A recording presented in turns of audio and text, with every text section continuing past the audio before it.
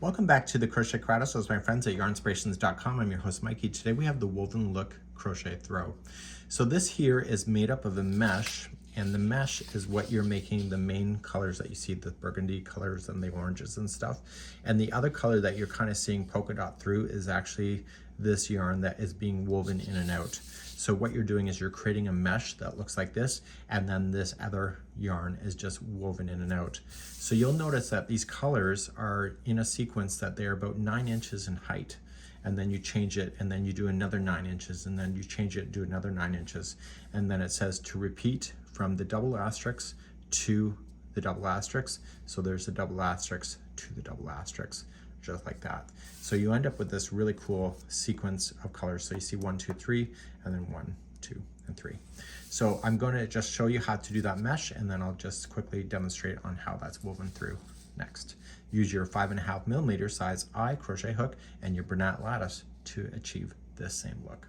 To begin, you are going to start off by chaining 183.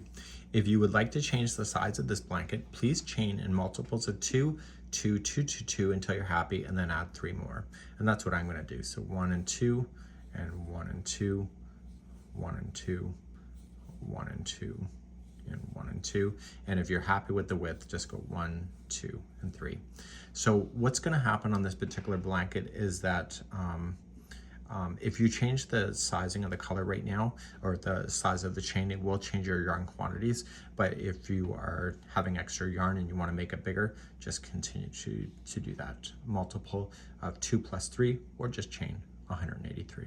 Let's begin the first row. To begin the first row, you're going to go 5th chain from the hook. So to count it back, so 1, 2, 3, 4, and 5. So right back here, and you're going to double crochet. Okay, so this counted as a double crochet and a chain 1 space. Then you're going to chain 1, skip the next chain, and double crochet into the next one after that. And so you're starting to create your mesh already. So chain 1, skip 1, and double crochet in the next. And you're going to do that all the way down your chain. So if you're not ready for the ending, just put me on pause. And for those that are ready, so you skip 1 and you were going to go into your very last chain and just double crochet. And so you end up with this mesh that looks like this. Turn your work and let's do row number 2. So row number 2 is the repeat throughout the whole thing, and so you'll chain up a total of 4. So 1, 2, 3, and 4. So that counts as a double crochet and a chain 1 space.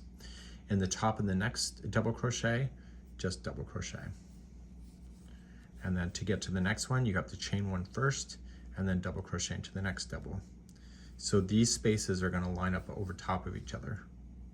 So chain 1, and what you have to watch out for is the very last one that you get there. So just put me on pause if you're not ready. And for those that are ready, just chain up 1, skip 1 chain that appears there, and then just double crochet into the next chain. And that'll hold that out to create that space. So you're going to continue to go back and forth until you get your 9 inches tall. So you chain up 4 to start a row, you come into your first double, and double, and then chain 1. So you'll get your 9 inches tall, and then you'll change out your colors. And then, so you'll have this huge blanket that looks like a mesh, and then what you're going to do is fill it in with the other stuff that is being woven in and out. And I will be right back, and so you're just going to go as much as you can. So just skip this next chain, go to the one right after, and just double crochet right into the chain work to hold it out, and continue until the cows come home. So when I come back, I'll show you how to weave in the ends. Once you get your whole blanket done, you've changed your colors, you've done all that, you're now done. So what I want to do is that I want to show you how to weave in the ends, and you're going to need a tapestry needle and also some lengths of yarn, and we'll talk about that next. For the plaid look, the strands that you see, there's 2 of them, and they are a total of 90 inches long. So 2 strands, both 90 inches, you're going to pull them through together. You're going to put them on the end of a tapestry needle, and you want to lay this blanket flat down so that it's not bunching up in any way. So lay it flat on a table as you do this. So what you have to do is that you have to grab your yarn, and let's just say that I'm measuring out 90 inches. So I'm just going to cut. And so what I would do, because you need 2 strands, get the 90-inch mark with the 1 and fold it in half and pull. And when the yarn runs out, therefore you have your 90 inches like this. So the other side isn't actually cut open, and you don't have to worry about that so much until near to the end. So just kind of fold it over and just put it onto a tapestry needle like this. And now strategically, just starting on the one side, just start going in and out. So just in and out. And just do a whack of them and just kind of pull it through. Okay, so when you pull it, see how it's bunching? You want to pull it so that it's gonna do a nice job. And I'd recommend that when you go to pull, kind of keep the edges flat so it looks like it's belongs like that, and then just keep on going. So you'll go all the way down your blanket like that. Okay, so I would recommend just twisting it so that it looks flat, going through, and then just pull it on it, and therefore that one's done. So you're then going to grab another one, and so when you do the next one, let me just show you here.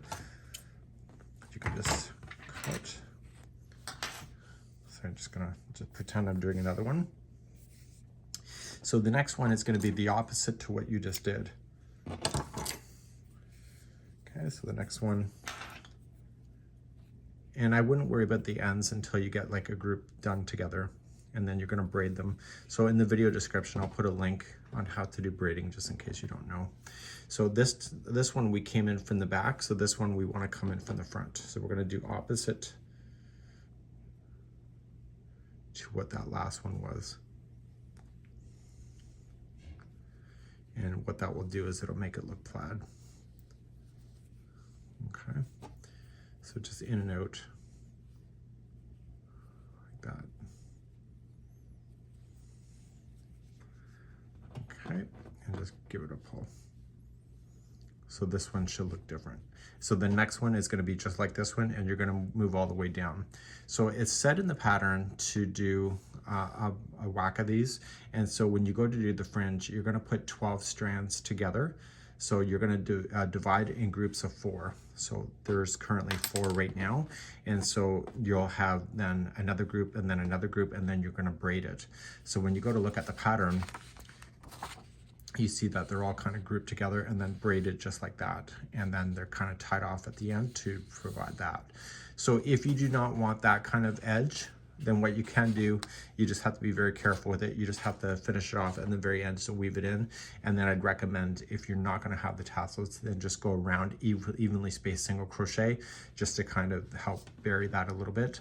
And it's a really neat idea in order to create and do fringe and this kind of concept with your Bernat Lattice yarn. This is it for today. We hope you enjoy.